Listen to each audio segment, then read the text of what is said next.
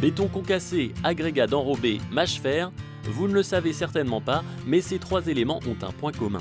Ce sont tous des matériaux recyclés. Première question, un matériau recyclé, c'est quoi? Commençons d'abord par définir le matériau recyclé. Il s'agit de tout matériau élaboré à partir d'un déchet et destiné à être utilisé seul ou en mélange avec d'autres matériaux pour la réalisation de structures de route. Précisons que les matériaux recyclés ne contiennent pas de substances dangereuses. Des analyses sont réalisées en continu pour s'en assurer. Deuxième question, comment fabrique-t-on des matériaux recyclés? En recyclant des déchets. Des installations sont spécialisées dans le recyclage des matériaux sur tout le territoire. Il existe aussi de nombreuses installations mobiles allant de chantier en chantier. Bertrand Lepape dirige une de ces plateformes de recyclage. Elle a été créée en 2010 selon le principe de j'amène des déchets, je repars avec des matériaux. Comment transforme-t-il les déchets? Allons lui poser la question. Je voulais une plateforme vraiment qui prend toutes sortes de matériaux. Les bétons, suivi des enrobés à recycler. Ensuite donc le bois, le placo-plate, les déchets verts un petit peu aussi. Les gros blocs de béton sont broyés avec une pince sur la pelle. Et une fois qu'ils sont transformés en petits morceaux, ils passent dans un concasseur, suivi d'un criblage pour vraiment sortir un matériau propre. Ces matériaux, une fois qu'ils sont transformés, ils partent pour refaire des routes, des structures de route. Les avantages économiques sont surtout lorsqu'on vient bénir des matériaux qu'on peut recycler, surtout qu'on peut repartir en charge. Autrement, le coût de transformation est quand même assez élevé vu les machines qu'il faut. Il faut utiliser des matériaux recyclés pour préserver tous les sites de classe 3 qu'on a dans la région. Ça permet de préserver les carrières pour les années à venir, quoi. Les matériaux recyclés soulèvent souvent une interrogation sur leur qualité. Les matériaux après recyclage sont analysés par un laboratoire qu'on a interne, Ouest Enrobé, qui analyse le 0,20, 0,315 et le 0,80 pour savoir s'il est noble. Sur la plateforme de recyclage de la société Iprema, la qualité est aussi une composante primordiale dans le processus de recyclage. Claude Prigent est le président de cette entreprise spécialisée dans le recyclage de matériaux à destination de la route. Deux sources de matériaux sont reçues ici, les bétons de déconstruction et les déconstructions de route. Pour obtenir la meilleure qualité des matériaux produits, Iprema organise un tri des matériaux récupérés dès l'entrée de son site. Pour obtenir un matériau de qualité, il faut être un peu strict sur la qualité des réceptions. Nous ne sommes pas un centre de tri, on ne réceptionne que des matériaux pré-triés. Et c'est bien la réception séparée qui permet de juger de la qualité. Toutes les réceptions sont pesées, ce qui nous permet d'assurer la traçabilité amont de nos approvisionnements.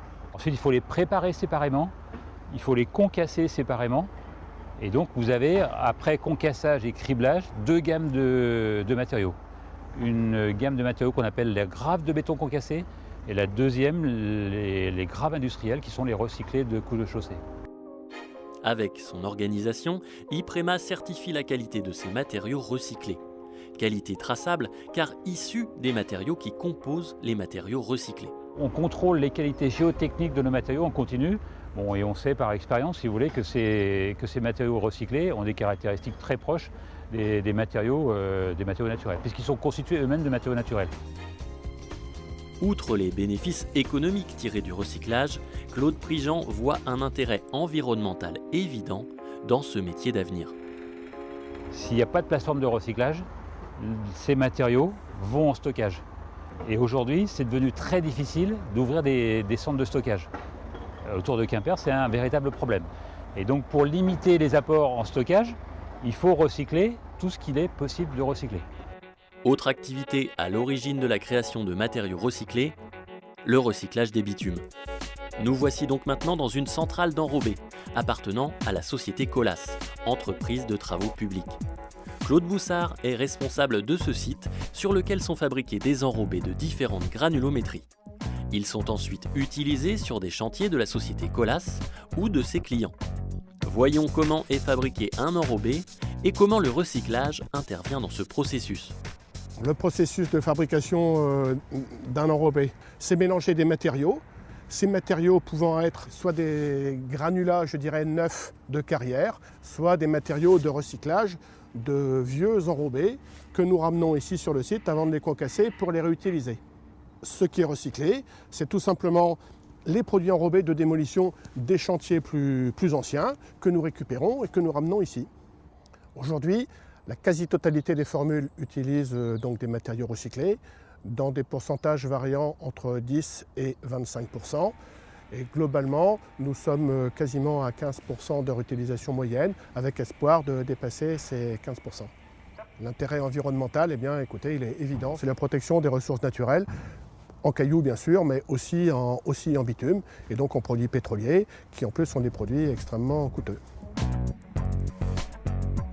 L'enrobé a trouvé sa place parmi les matériaux recyclés, même si le recours à ce matériau pourrait encore être amélioré.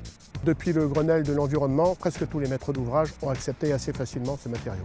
Ce qui pourrait en favoriser encore, je dirais, le développement, c'est l'introduction de clauses spécifiques dans les marchés, dans les critères des dossiers, donner un poids à ceux qui utilisent des matériaux recyclés. Notre démonstration continue avec un autre exemple de recyclage, la réutilisation des mâches-fer. Les mâches-fer sont issus de l'incinération des ordures ménagères. C'est la deuxième filière importante du Finistère. Direction une plateforme de maturation des mâches-fer à Plabennec. Elle est gérée par Scorvalia, constituée de la société Eurovia à 51% et de la SEM Sotraval à 49%. Raymond Gorec, responsable de cette unité, nous en dit plus sur la transformation des mâches-fer. Ils arrivent par camion, ils sont stockés donc à l'air libre pendant environ 3 mois, où ils subissent une maturation naturelle au contact de l'air. Ensuite, ils subissent des traitements physico-chimiques. D'une part, on en extrait les métaux ferreux, non ferreux, on extrait les imbrûlés. On crible les matériaux pour leur donner les caractéristiques nécessaires géotechniques pour l'utilisation en technique routière, pour obtenir un matériau donc, complètement satisfaisant vis-à-vis de l'environnement. 90% des mâches-fer bruts entrants sont ainsi valorisés. Le matériau obtenu est appelé grave de mâche-fer. Depuis plus de 20 ans, les mâches-fer sont utilisés en sous-couche routière et une réglementation récente vient d'en confirmer la faisabilité technique. Il y a une nouvelle réglementation qui a été mise en place en juillet 2012 et qui justement confirme l'utilisation des mâches-fer en technique routière. C'est fondamental parce qu'il est nécessaire que les maîtres d'ouvrage et maîtres d'œuvre puissent donc s'appuyer sur une réglementation. C'est un matériau comme les autres matériaux de carrière. C'est un matériau excellent et il n'y a aucune raison qu'il ne soit pas dans les offres de base comme tout autre matériau. En bon matériau recyclé, la grave de mâche-fer cumule intérêt économique et intérêt environnemental. C'est un matériau alternatif qui permet de préserver les ressources naturelles. Et si ce matériau-là n'était pas utilisé en sous-couche routière, il serait nécessaire donc de le stocker dans des installations dédiées qui n'existent pas aujourd'hui dans le Finistère, ce qui aurait un surcoût de transport d'une part, mais un surcoût également 10 fois supérieur au coût actuel. Vous l'avez vu tout au long de notre approche, le matériau recyclé revêt un rôle très important dans la préservation des ressources et dans une meilleure gestion des déchets. C'est pourquoi il se développe des activités de recyclage de matériaux issus de la déconstruction et de l'incinération des ordures ménagères sur le Finistère. Les enjeux sont multiples, citons en exemple la limitation de l'enfouissement, la diminution du recours aux ressources naturelles, la baisse du transport. La transformation, puis l'utilisation de matériaux recyclés devient une chance à saisir dans l'optimisation de la seconde vie des déchets.